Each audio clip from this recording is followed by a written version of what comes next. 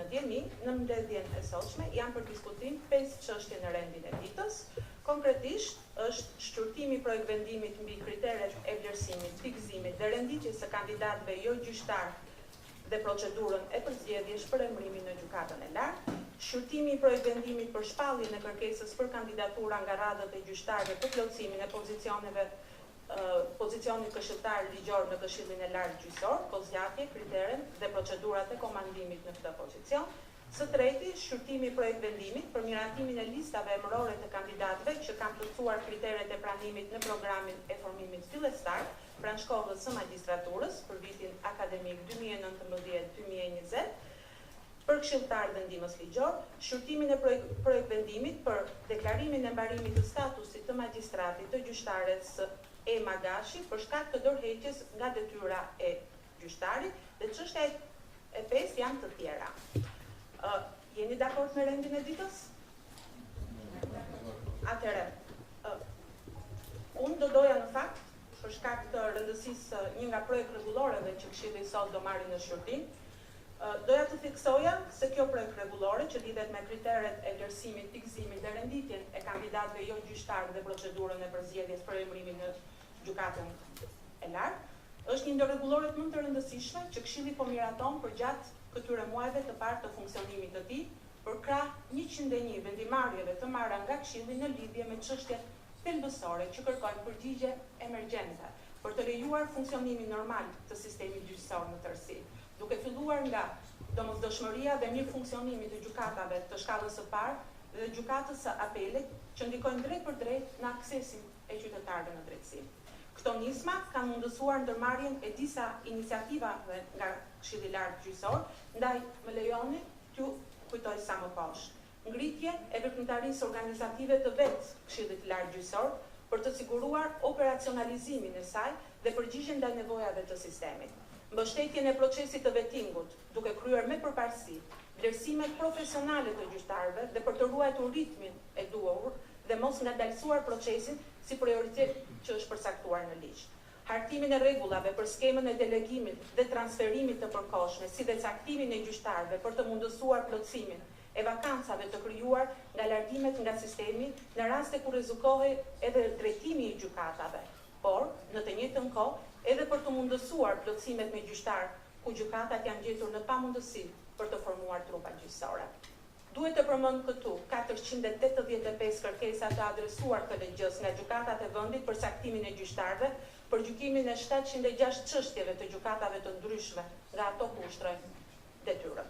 Sigurisht, pa lënë në një anë dhe veprimet e nevojshme për emërimin e magjistratëve, hartimin e akteve për ngritjen e gjykatave të posaçme kundër korrupsionit dhe krimit të organizuar, si dhe nisjen e procesit që mundëson propozimin dhe emërimin e anëtarëve të Gjykatës Lartë.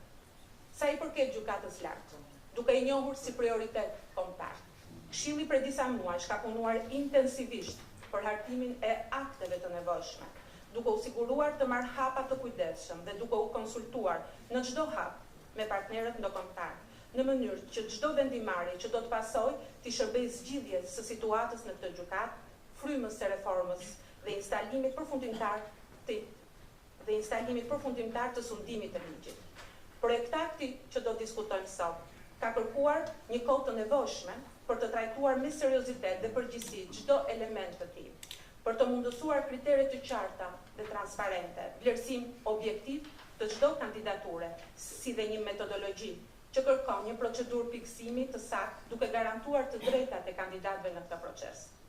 Ky projekt vendim pason aktin që KLGJ-ja miratoi thuajse 2 muaj më parë, duke përcaktuar procedurën që do të ndiqej për verifikimin e kushteve dhe kritereve ligjore për rekrutimin e kandidatëve për gjyqtar, për zhvillimin e karrierës së gjyqtarëve dhe për emërimin e gjyqtarëve në Gjykatën e Lartë.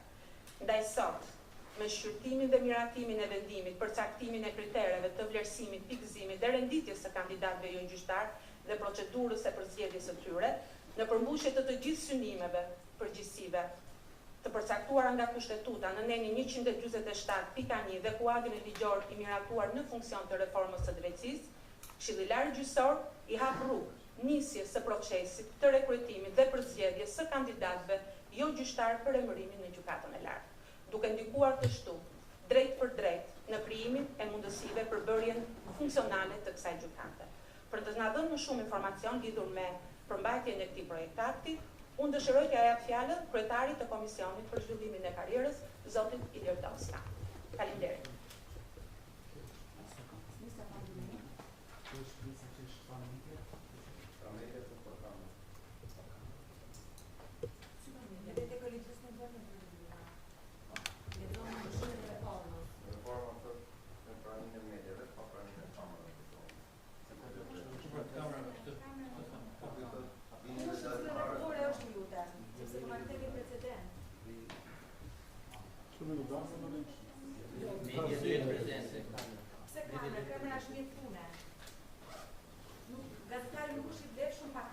Kush e vendosur tani?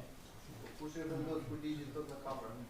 Jo, ligji thot në prezencën e publikut dhe të Jo, ajo që gazetarëve. ju ta diskutoni me anëtarët dhe të merrni një shpa, jepni një vendim këtu, domethënë ne kemi ngritur disa herë me anëtarët. Na mësoni ta marrim një vendim tani.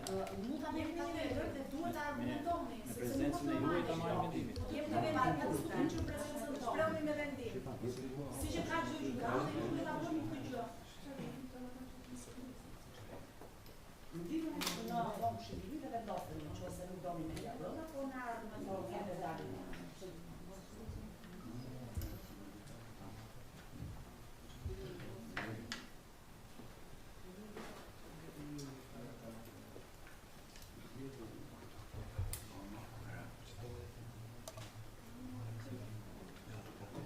Atëherë, duke qenë se në rendin e ditës janë disa çështje, unë propozoj që kamerat të largohen dhe të vazhdojnë të rinë gazetarët për transferencë të mbledhjes së këshillit.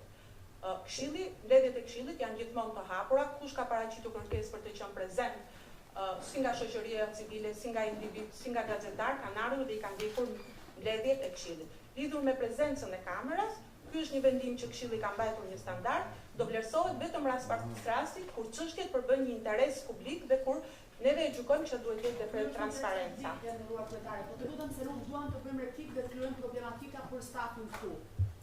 Kur është marrë ky vendim dhe nuk është e vërtetë që ne kemi qenë mbledhje përveç se mbledhjen e parë kur është bërë konstituimi. Në asnjë mbledhje tjetër ne nuk kemi qenë të pranishëm dhe nuk na është komunikuar dhe nuk dimë cili është personi kontakti. Dhe nuk është etike nga ana jonë që shqetësojmë anëtar individual për të marrë vesh çfarë ndodh këtu brenda. Nuk parashikohet që duhet dorëzuar të mbledhjes për kanën e mediave të publikut.